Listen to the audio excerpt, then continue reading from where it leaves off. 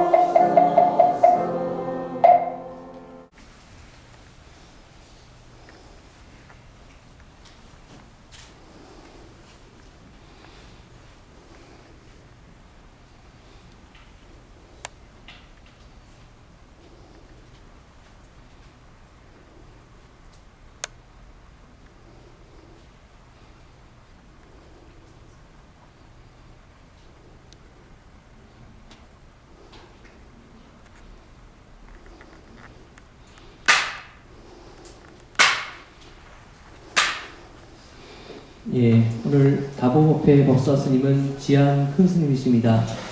스님께서는 통도사 벽원 화상을 은사로 출가도하시었고 통도사 강원 강주 대한불교 조계종 종립승가대학원 원장을 역임하셨습니다. 현재 반야 회주로 계시고 대한불교 조계종 고시위원장에 주석하고 계십니다. 불자 여러분께서는 모두 큰 박수로 스님을 환영합니다.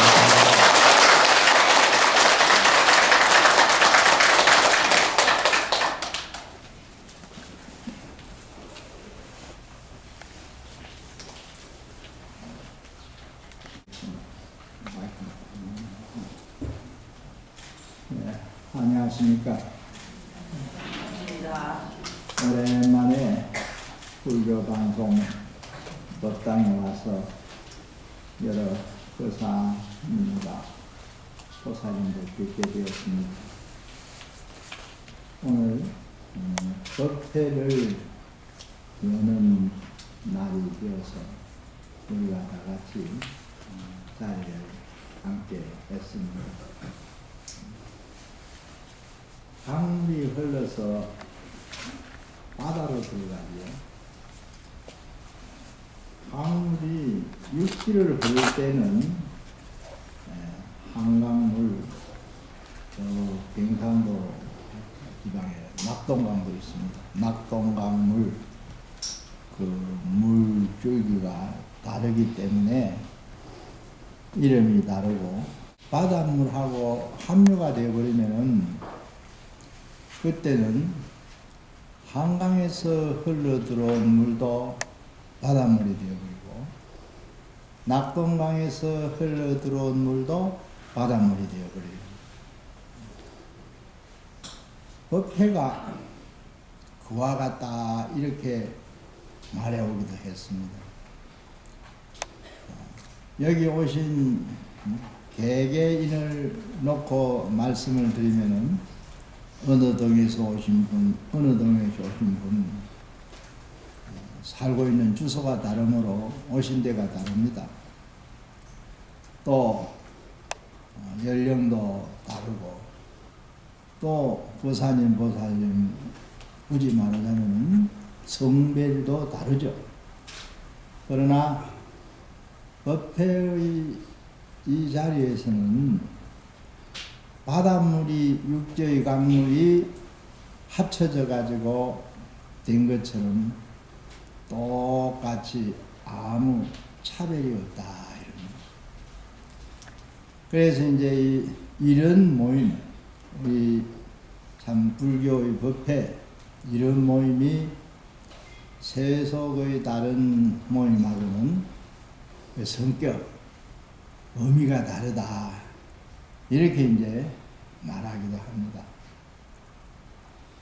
다만 오늘 이 시간에 우리가 법회를 열어서 저는 법문을 해달라는 부탁을 받고 온 사람이고 여러 거사님이나 신도님들은 법회하는 날이니까 법당에 참석해서 법문도 들어보자 이런 생각으로 오셨다 할 수 있습니다. 그래서 이제 법을 설해야 되고 법을 들어야 되죠. 그런데 여기서 또 하나 생각해 봐야 될 점이 있어요. 부처님이 깨달으신 법은 설할 수가 없어요. 왜 그렇게 말하느냐? 부처님이 깨달으신 법, 곧 진리, 혹은 안욕따라 삼막삼보리 무상정각이라고 번역되는 말을 그렇게 범어로서 음사에 쓰지 않습니까? 부처님이 깨달은 법은 말이 될 수가 없어요. 그러니까 법을 설할 수가 없는 겁니다. 제가 지어낸 말이 아니고 경전에 나오는 말이에요. 능가경이라는 경전에 유마경이라는 경전에 보면은 설법이라는 것은 무법가설이다 하는 말이 있어요. 법을 설하는 것은 설할 수 없는 것이다 이런 말이 나옵니다. 그러면 또 반대로 생각해 볼 때 법을 듣는 것은 어떠한가? 들음이 없다는 거예요. 처음 시작하는 이 말이 좀 어렵게 느껴지실는지 모르겠습니다만은 우리가 불법할 때 법 자체의 그 깊은 뜻을 한번 생각해 보자는 뜻에서 말씀드려 봅니다. 그래서 예로부터 속구에도 전해집니다만 법은 설에도 설함이 없고 들어도 들음이 없다. 아는 찬에도 나오고 백이가는 무설설이요 남순동자 불문문이다 하는 말이 있어요. 흰옷을 입은 관세음보살이 남순동자를 대동하고 다니면서 법을 설합니다. 그런데 무설설이라 설함이 없이 설합니다. 그럼 남순동자는 관세음보살을 따라다니기 때문에 항상 관세음보살이 설법하시는 걸 들을 것 아닙니까? 그런데 들음이 없이 듣는다. 무설설 불문문. 왜 이런 말이 나왔느냐 하면은 아까도 말씀드렸습니다마는 법 자체는 말이 될 수 없고 문자가 될 수 없다. 우리가 어떤 음식을 맛보았다면은 해로서 직접 느낀 맛이 설명할 수 있는 말이 될 수 없는 기고 글자로 쓰는 그 문장의 글이 될 수 없는 것입니다. 또 하나는 우리가 불법을 진정으로 닦아 배우면은 마음의 일체의 망념에 의해서 일어나는 생각이 없어져야 돼요. 들어도 들음이 없고 설에도 설함이 없다는 것은 금강경에도 그런 데의 법문이 설해져 있습니다만 상이 없어요. 상이 없으니까 법을 설해도 설함이 없는 거예요. 부처님이 중생을 제도해도 제도함이 없다 했지 않습니까?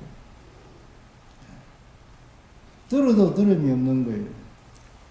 그래서 이제 이 법회의 주제인 법을 두고 먼저 이런 그 종래에 해왔던 얘기를 소개해 드렸습니다. 우리가 오늘 이 법회에서 잘 들으시면 들음이 없는 거예요. 잘 설하면 설함이 없는 거예요. 네. 다만 우리는 불법 인연을 통해서 항상 자기 자신을 어제 오늘 내일 하루하루 일상생활을 영위해 가면서 자신을 새롭게 발견해야 됩니다. 어제의 내가 오늘의 나하고 다릅니다. 오늘의 내가 내일의 나하고 달라져야 됩니다.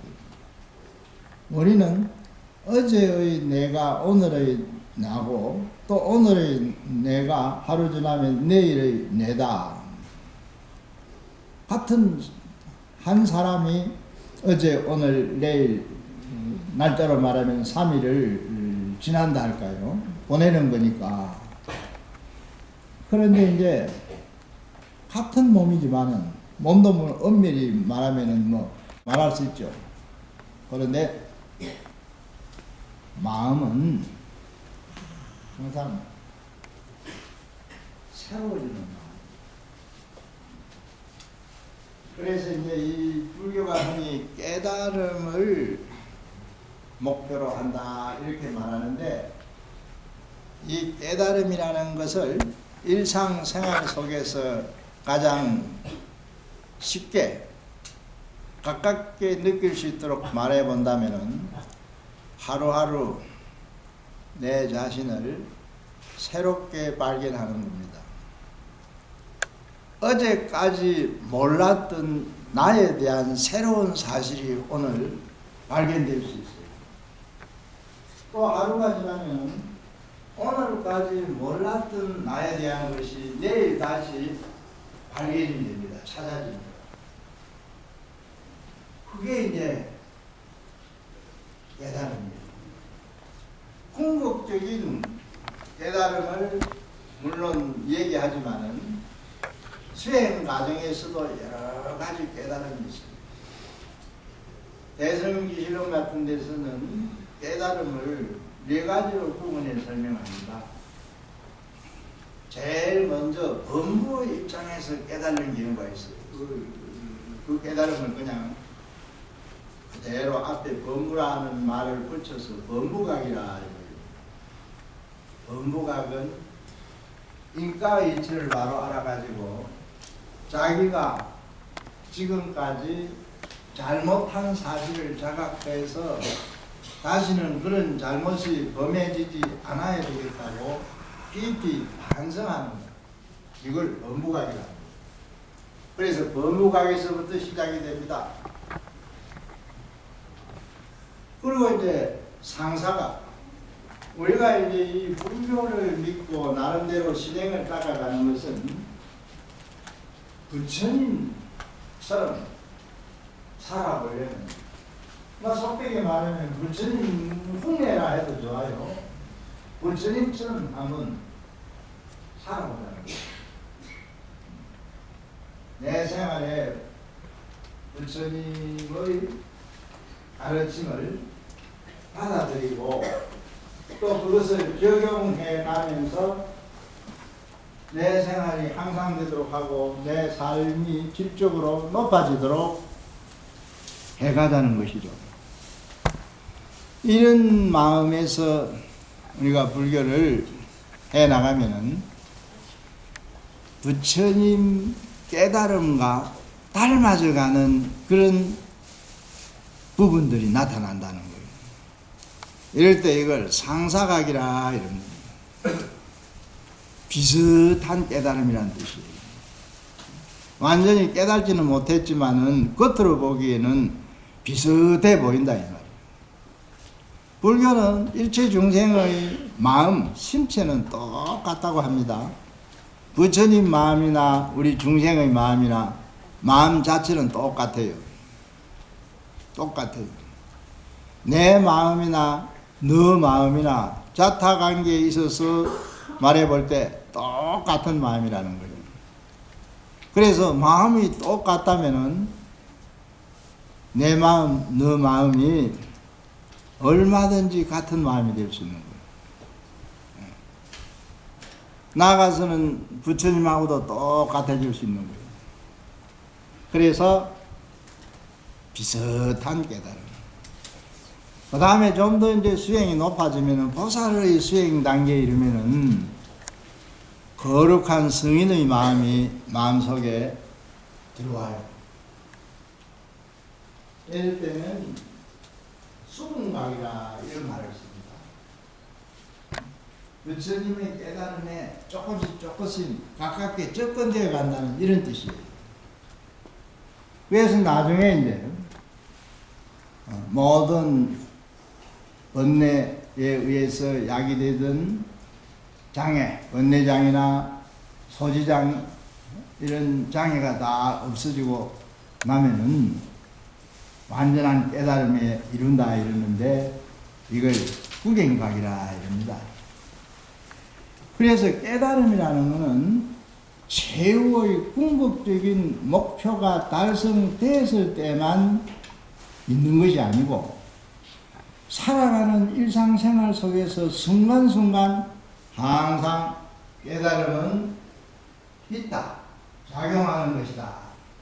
이렇게 이제 이해를 하셔야 합니다. 그래서 불교는 깨달음의 종교인데 이 깨달음이라는 것이 하루하루 살아가면서 내 자신에 대해서 또는 남에 대해서 또는 이 세상에 대해서 새로운 것을 찾아내고 발견해내는 이게 이제 깨달음이 가지고 있는 의미다.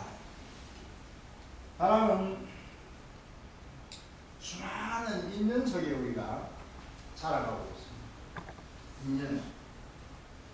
오늘 우리가 여기 모인 것도 인연 아닙니까? 불교의 가장 근본되는 종기, 불교의 종기 혹은 정치라는 말도 쓰는데 한마디로 말하자면 인연이에요. 불교는 인연을 종으로 삼는 종교다. 경문에 나오는 말입니다. 그런데 이 인연이 묘해요. 세속법, 세간법에서도 이 인연은 아주 흔한 인연도 있고 귀한 인연도 있어요. 흔한 인연, 인연이 아주 쉽게 만나는 인연이 있는가 하면은 반대로 어렵게 아주 소중하게 맺어지는 인연도 있다. 생로병사의 그 운명을 따라서 인생을 살아가는 이런 환경이다. 거기에서 이제 숱한 인연이 만들어져요. 나중에는 이제 이 출세간 불법을 만난 인연은 이건 출세간법 인연이라 말할 수 있습니다. 가령 좀 더 쉽게 말씀드리면 이런 얘기가 있거든요. 설화적인 얘기입니다만 사람이 길을 갑니다. 나는 가고 있는데 저쪽에서 누군가가 와요. 그러면 한 사람은 가고 있고 저쪽에서 또 한 사람은 오면 서로 만나질 거 아닙니까?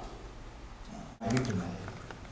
이 말은 그 옷깃을 한번 스치고 만나질 수 있는 그 인연이 과거 생부터 소급해서 말하면 500생의 인연이 이어져 내려와서 만나진다는 거예요. 오늘 우리 법당에 같이 모였습니다. 한 자리에 같이 있는 거죠. 뭐 한 시간이 넘지만은 법회 시작 전에 오셔가지고 법회 끝날 때까지 계실 겁니다. 그러면은 일정한 장소에서 여러 사람이 같이 있는 이 인연을 뭐라고 또 설명하느냐. 천생, 이천생 인연이라. 천생, 이천생. 그러니까 500생 인연보다 뭐 2배, 뭐 2천생으로 말하면 4배까지 되죠. 한 방에서 같이 자는 수가 있어요. 보면 이 1박을 하는 인연인데 이걸 이 설화에서는 3천생의 인연이다. 3천생 인연. 또 우리가 이제 젊어서 남녀가 서로 결혼을 하잖아요. 결혼을 하면 부부가 됩니다. 부부가 되는 인연이 몇 생 인연인가? 5천생의 인연 정도라 이렇게 생각합니다. 5천생 인연. 또 결혼하면 자녀가 태어나잖아요. 자녀가 태어날 때 이제 부모와 자식 관계의 인연이 맺어집니다. 이 인연을 6천생쯤 된다. 형제나 자매로 태어나는 인연. 이게 부모 자식보다도 그 인연의 횟수가 더 길어요. 맺어진 인연 속에 몇 생의 인연이 안에 숨어 있는가, 이런 것을 이제 설화적으로 이렇게 말해오게 되었습니다. 그러면 불법을 만나는 인연, 만생 이상의 인연이에요. 몇 천생의 인연을 가지고는 부처님 법 안 만나진다는 거예요. 그러면 우리가 생각해 볼 때 500생 인연부터 말씀드렸는데 500생 인연이 기간을 놓고 말할 때 짧은 기간이잖아요. 짧은 기간에 만나는 인연보다 오랜 기간에 한번 만나는 것이 그게 더 귀하고 소중하다 말할 수 있거든요. 또 우리가 내가 금생에 사람으로 태어났다. 흔히 뭐 억겁전생 인연이다 이런 말이에요. 억겁전생. 내가 금생에 사람 몸을 받아 태어난 인연은 같은 인간 세상에 태어나서 살면서 누구와 만나는 인연하고는 또 다른 차원이거든요. 그래서 이제 인연이라는 것이 흔히 쓰는 말이지만은 아주 심오해요. 그래서 세간 인연도 있고 출세간 인연도 있고. 그래서 이 불교는 세간 인연은 무상한 거잖아요. 덧없어집니다. 출세간 인연은 아니거든요. 궁극적으로 말할 때 여러 갱년에서 말씀합니다만은 부처님 세계에 가는 인연입니다. 극락세계에 간다. 사후에 극락세계에 간다 이런 말 많이 하지 않습니까? 정토신앙은 그 목적이 지극히 연구를 해서 아미타불이 계시는 극락세계에 왕생하는 것을 목적으로 합니다. 물론 이 말에는 불교에서 우리는 불교하면서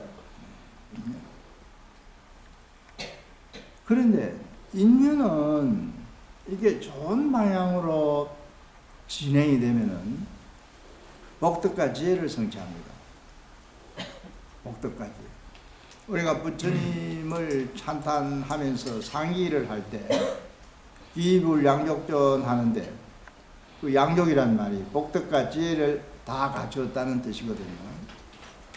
그래서 이제 좋은 인연은 복덕이 성취되고 지혜가 성취되고.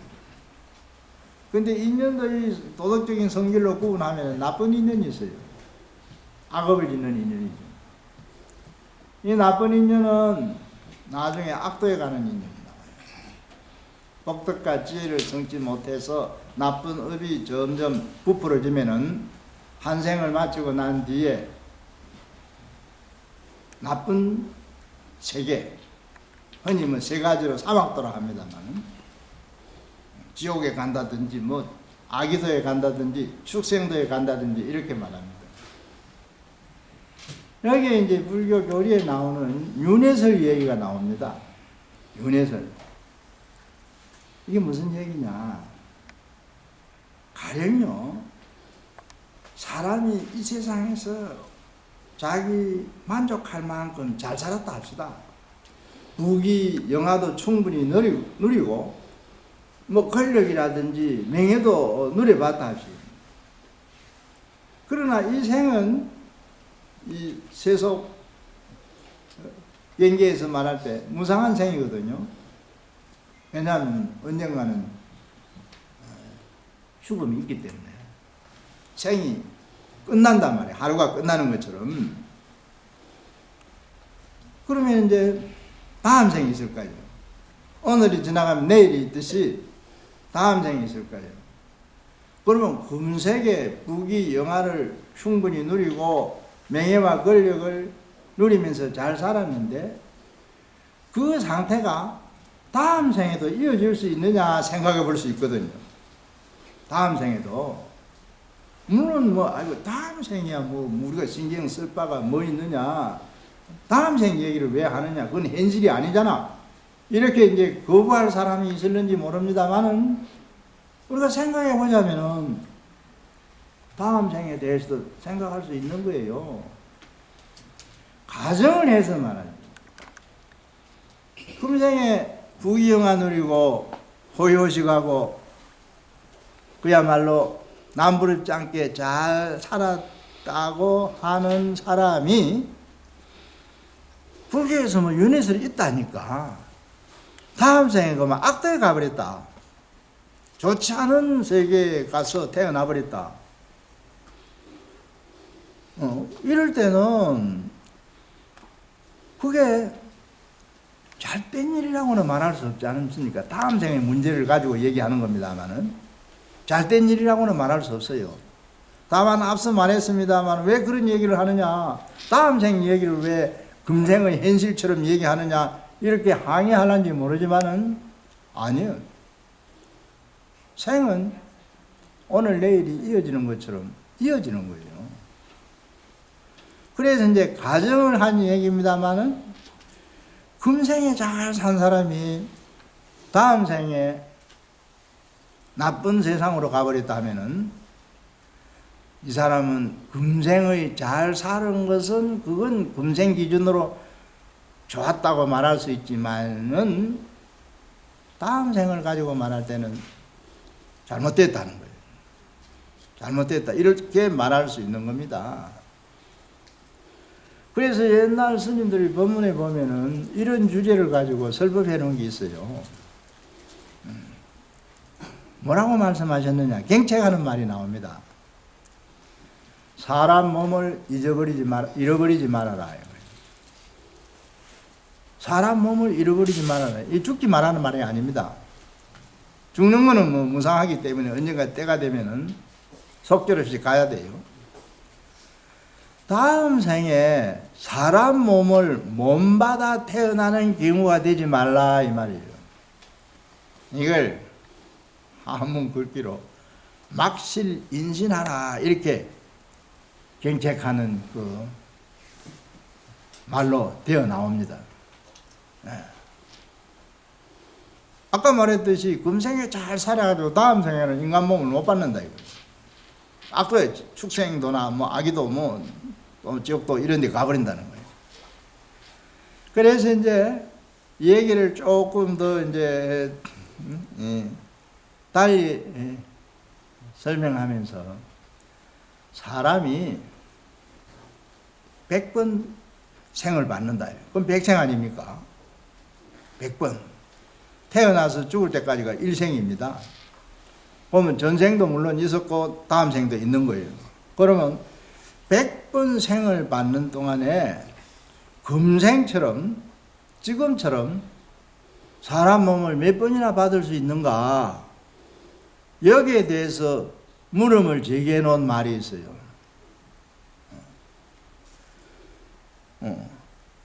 그래 놓고 중간에 어떤 말이 나오느냐? 100번 다 사람 몸 받는 거는 아주 힘든 일. 물론 수행을 잘하고 부처님이나 보살 경지에서는 분단 생사를 하지 않고 분단 생사라는 것은 업의 값으로 생사를 받는 걸 말합니다. 변역 생사를 하니까 일부러 여러 다른 도를 갈 수도 있다 합니다. 그러니까 이제 그 불보살의 경우에는 예예요. 다만 일반 범부들의 경우에는 업을 따라 가서 태어나니까 100번 생을 받는 동안에 반을 말하면 50번 아닙니까? 50번 사람 몸을 받기가 어렵다는 거예요. 그러면 이걸 달리 말해 볼 때 학교 다니는 학생들이 이 시험을 칠 때 보통 100점 만점에 점수가 얼마 나왔느냐 이렇게 이제 계산을 해냅니다. 100점 만점에 50점, 50점 이하라면 공부 잘한다 볼 수 없어요. 제가 이 친구들 시험을 주관하는 고시위원 활동을 하고 있습니다. 성가고시. 올해도 저 중앙성가대학에서 미국에 받을 때 저는 4급 성가고시를 칩니다. 요즘 스님부터 시험 잘 칩니다. 60점이 안 되면 낙제를 시킵니다. 합격을 안 시켜요. 평균 점수가 60점이 나와야 합격을 시킵니다. 급수, 그러니까 5급, 4급, 3급, 2급, 1급. 그 성가고시에 합격이 되는 거예요. 그렇듯이 100번 태어나는 생 가운데에 인간의 몸을 몇 번이나 받을 수 있느냐? 가령 반이라면 50번인데 50번밖에 안 된다. 50번 이하다 하면 이건 낙제 점수예요. 윤회 점수로 말할 때. 윤회도 잘해야 되는 거예요. 중생생에는 모든 걸 중생의 경계에서 다 잘해야 되는 거예요. 그렇다 보면은 이런 윤회의 점수 얘기를 놓고 볼 때는 우리가 불법 인연, 불시간법 인연을 통해서 좋은 윤회를 할 수 있는 길도 찾아야 된다 이 말이에요. 터도 닦아야 된다. 물론 이게 궁극적으로는 성불의 길이 되는 것이지만은 그래서 이제 윤회도 잘해야 된다. 윤회를 하는 법무 중생의 입장에서는 윤회도 잘해야 되는 거예요. 윤회를 잘하려면 어떻게 해야 되느냐? 여러 가지 윤리 도덕적으로 업을 가지고 설명할 수 있는 말들이 많이 있습니다만은 오늘 저는 이 시간에 마음이 밝고 따뜻한 가슴이 되는 사람이 되어야 돼요. 가슴이 따뜻한 사람. 불교가 뭐 하자는 종교예요? 가슴을 따뜻하게 해 살자는 종교입니다. 부처님의 자비다 또는 지혜다, 보살의 동사섭, 여러 가지 그 중생을 교화 제접하는 방법들을 설해 놓은 법문들이 많이 있습니다만은 가장 알기 쉽게 말할 때 가슴이 따뜻해진 사람으로 살아라. 가슴이 따뜻하다는 것은 뭐예요? 자비롭고 남에게 좋은 영향을 줄 수 있고 항상 자기 자신의 삶에 성실하고. 우리나라가 요즘 와서 옛날하고 많이 달라진 경향들이 여러 가지로 나타나는데, 그 가운데 우리 이 나라 뭐 국민들이 할까 전부 불만해. 거기 불만해. 불만. 근데 불만에 허덕이는 이유가 있어요. 원하는 게 너무 많아요. 원하는 게. 사람 욕망이라는 게 결국 원하는 거 아니겠습니까? 원하는 게 욕망이에요. 욕망이 크다, 욕망이 많다. 원하는 거예요. 왜 이렇게 원하는 게 많아야 되는가? 사실 아무 이유 없어요. 사람 사는데 물론 필요한 것이 있습니다. 필요한 것이. 우리가 뭐 의식주 상권이 필요한 거잖아요. 몸이 유지되어 살아가기 위해서는. 그런데 기본적인 의식주 상권뿐만 아니라 온갖 망념에 의해서, 번뇌에 의해서, 헛된 생각, 허영에 의해서 자꾸 원하는 게 또 생겨요. 정작 우리 생활에 필요한 건 얼마 안 됩니다. 필요한 건 얼마 안 되는데 원하는 건 너무 많은 거예요. 이래서 자꾸 불만이 생기는 거예요. 불만이. 원하는 것이 채워지지 않을 때 그게 불만이에요. 그래서 작년에 세계 여러 나라 스리랑카에 스님들 숫자는 크게 많지 아니하나 거의 국민들 싸우던 사람이 스님이 다가오면 싸움을 멈춰요. 자리를 비켜줘요. 그 나라가 행복지수가 제일 높아요. 우리나라가 제일 불만이 많아요. 행복지수가 낮은 나라에 속해요. 불만이 많으니까 사회적으로 스스로 목숨을 끊는 자살자도 제일 많고, 우리나라가 2010년부터 2014년까지 연속 5년 동안 자살률 1위를 기록했다고 합니다. 이건 국제연합에서 통계낸 거예요.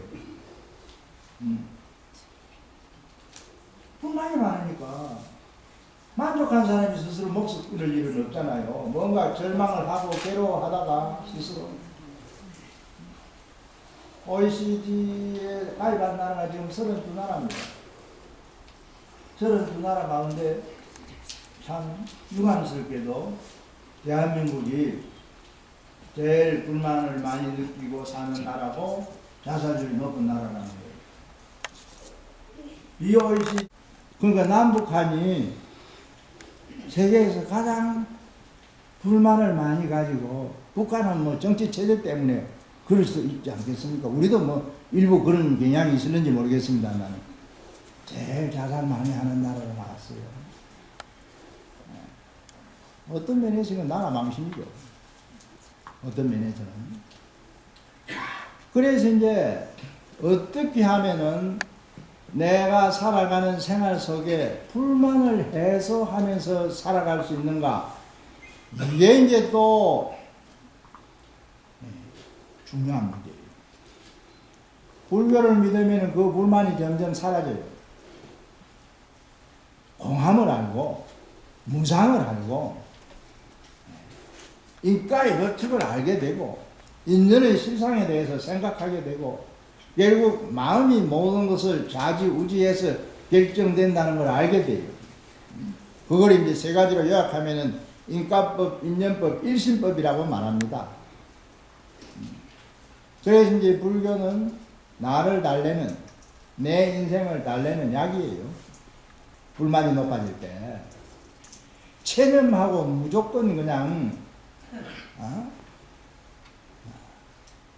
반개하라는 건 아닙니다. 다만 우리는 수행하는 마음에 의해서, 불교를 하는 경우에 있어서 중요한 건 불교 정신입니다. 부처님이 가르친 그 가르침에 의해서 부처님 마음, 부처님 정신을 얼마만큼 우리가 받아들여서 함양할 수 있는가, 이게 중요해요. 요즘 불교도 뭐 이제 성속을 막론하고 자기가 수행을 좀 하면 그게 최고라 하면서 선언을 하면은 선언 안 하면은 뭐 불교를 안 한 것이다. 또 연불을 뭐 하는 사람들 연불만 해야 된다. 뭐 온갖 그 주장들을 물론 강조하는 뜻에서 하는 말이겠습니다만은 불교에서도 중요한 것은 누가 부처님 정신을 자기 마음속에 그대로 간직하고 사느냐, 이게 중요한 거예요. 이게 그래서 이제 처음에 법이 설할 수도 없고 들을 수도 없는 것이다, 이 말을 말했습니다만 불교 수행을 하면서 상이 만들어지면 안 됩니다. 상이 만들어지면 냉장고가 되어 있다 이래요. 냉장고 이거는 음식 상하지 않도록 보관하기 위해서 쓰는 거 아닙니까? 마음이 차가워지면 안 되거든. 그런데 문명이 발달할수록 차가워져요. 과학 문명이 발달하고 문화 수준이 높아질수록 사람의 마음은 냉동이 된다는 거예요. 그래서 이제 서양의 학자들도 원시 사회를 뜨거운 사회라고 표현했습니다. 현대 문명 사회를 차가운 사회라고 이렇게 말합니다. 레비 스트로스 박사 같은 분이 이렇게 말했어요. 그래서 냉장고 인간이 되면 안 돼요. 냉장고 인간이 되는 이유는 너무 원하는 게 많고, 원하는 게 많다 보니 서로서로 경쟁을 해야 되잖아요. 경쟁을 해서 남을 배타시해야 돼요. 이기적인 생각만 가지고 살아야 돼요. 그래서 이제 이러한 어떤 참 폐단이랄까 좋지 못한 상황을 또 치유하기 위해서는 사람에게 중요한 용기가 하나 있습니다. 중요한 용기. 우리가 아까 뭐 자살률 높다는 얘기도 했는데 죽는 것도 물론 달리 말하면 그렇게 말할 수 있는 죽는 용기를 가지고 말하는 게 아니에요. 버릴 줄 아는 용기가 있어야 됩니다. 버릴 줄 아는. 필요 없는 거 버릴 줄 아는 용기, 그 중요한 거예요. 그런데 자꾸 원하기만 하는 거예요. 별 필요하지도 않는 걸 자꾸 원해요. 그러다 보니 무조건 내가 가져야 되고, 무조건 내 수중에 갖다 놔야 돼요. 그래서 이제 우리에서 가장 많이 권장하는, 대성불교에서 가장 많이 권장하는 도시정신이 실종돼요. 남에게 베풀어 주려는 마음이 점점 없어지고 인색해져 버리면서 항상 남을 싫어하고 또 배타적으로 생각합니다. 그래서 이제 어떤 극단주의적인 생각을 해요. 수틀리면 그만 범죄를 저지르게 돼요. 이게 전부 버릴 줄 아는 용기가 없기 때문에 나타나는 현상들이라고 말할 수 있습니다.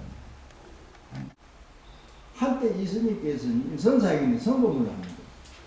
요리적으로 뭐 자세히 설명해 주는 게 아니고 간단한 말 한마디로 사람을 깨우쳐줘요.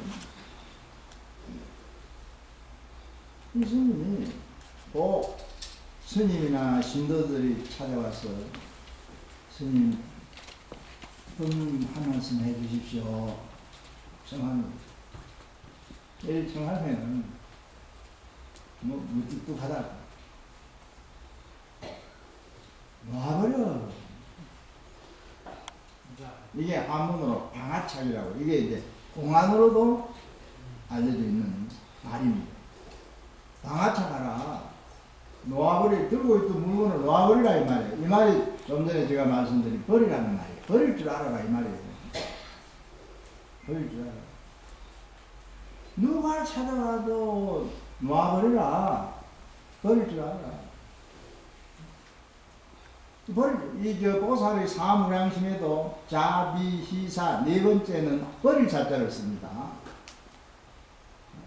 버릴. 내 생각에 어떤 집착이 되어 있는 그런 것들을 과감하게 버리라 이 말이에요. 사무량심. 객관경계에 대해서 사람이 두 가지 번뇌, 성질을 번뇌장, 소지장이 장애를 갖고 있다 합니다. 아집에서 일어나는 번뇌를 번뇌장이라고, 법집에서 일어나는 번뇌를 소지장이라 해요.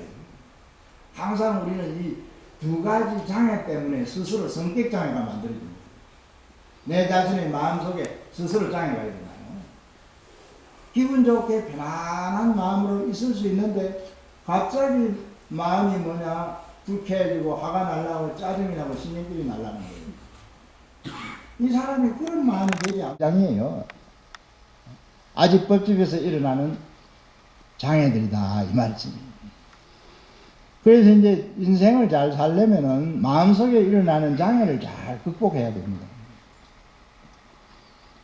화가 나는 경우에도, 화가 나려는 경우에도 참을 수 있는 여유가 있어야 돼요. 화환경 보현행 보면은 사람이 진심을 한번 일으키면, 화를 한번 내면은 100만 가지 장애가 생긴다 이런 말이 나와 있어요. 마음을 밝게 가져야 돼요. 마음을 버려줍니다. 조주스님이 항상 망아차가라, 놓아버리라 이렇게 법문을 하시니 그 소문이 널리 퍼졌습니다. 엄양견자라는 사람이 있었는데 오늘 조주스님 찾아 뵈었고 한번 여쭤봐야 되겠다. 어떻게 질문을 해볼까? 궁리를 합니다. 누구든지 찾아와서 물으면은 놔버려라, 방아차가라 이렇게 말씀하신다니까 됐다. 아무것도 안 가져왔을 때는 어떻게 하면 됩니까? 이렇게 물어야 되지. 물어야 되겠다. 이 생각을 하고 갔어요. 그래 찾아갔어요. 인사를 드렸습니다. 스님, 아무것도 안 가져온 사람은 어떻게 해야 됩니까? 조스님이 전에 하던 말씀 그대로 방아차가라, 놓아버리라. 아니 스님, 저는 아무것도 안 가져왔다고 말씀드리지 않았습니까? 놓아버리지 않으려면 짊어지고 가거라. 이게 그 어록에 나오는 대화 내용이에요. 이건 뭐 그냥 의리적으로도 공부 좀 한 사람은 알 수 있어요. 그 말이 어째서 이게 주고받아진 그 말로 이렇게 지금까지 전해지는가. 자, 생각해 보십시오. 소문 듣고 조주스님께서 무조건 방아차가라 한다는 이 소문을 전해 듣고 내가 가서 아무것도 안 가져왔을 때는 어떻게 해야 됩니까? 물어봐야지. 더 준비해가 한 생각 짊어지고 왔잖아요. 그래서 우리가 쓸데없는 생각을 비워낼 줄 알아야 돼요. 버릴 줄 알아야 돼요. 집착, 무서운 거예요. 나를 망가뜨리는 거예요. 결국에는. 그래서 이제 버릴 줄 아는 용기, 이걸 가지고 있는 사람은 자기 가슴이 따뜻해져요. 평온해져요. 이기적인 집착에 끌려가지 않아요. 그래서 이제 이런 사람들이 이 사회를 훈훈하게 만들게 되죠. 냉장고 사이에 냉동을 해동이라 합니까?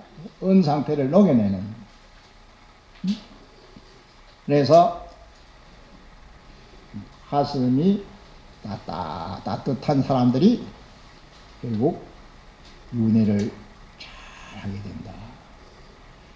불교의 목적이 궁극적으로는 깨달음이지만은, 깨달음은 아까 일상적인 생활 속의 재발견, 나에 대해서 재발견, 남에 대해서 재발견. 부모님들이 자녀를 키웁니다. 아들, 딸이 성장하는 과정에 어제까지 찾아보지 못했던 새로운 장점이 순간순간 자꾸 나타납니다. 좋은 점을 찾아내요. 그래서 우리는 산다는 이 생활의 참된 의미를 새롭게 찾아내는 어떤 발견에서 의미를 찾아야 돼요. 그래서 그런 자각의 어떤 마음을 통해서 나에 대한 용기, 남을 이기자는 용기는 누구나 순간적으로 가질 수 있어요.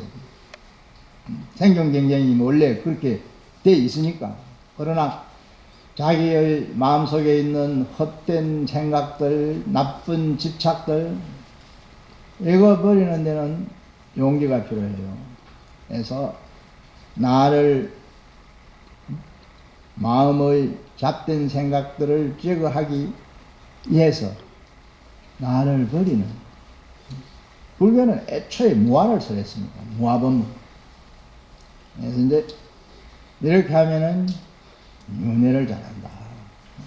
좋은 선도에 왕래할 수 있다는 거예요.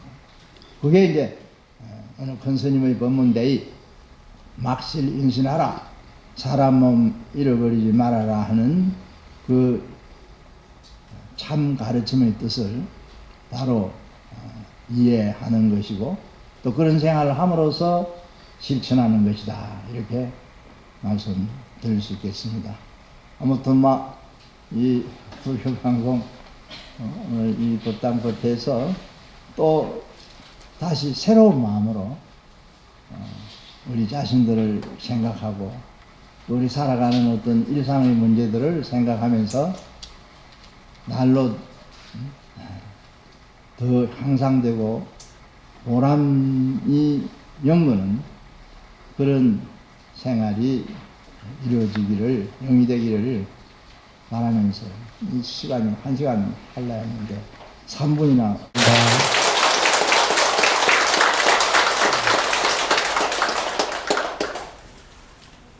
이 부장님.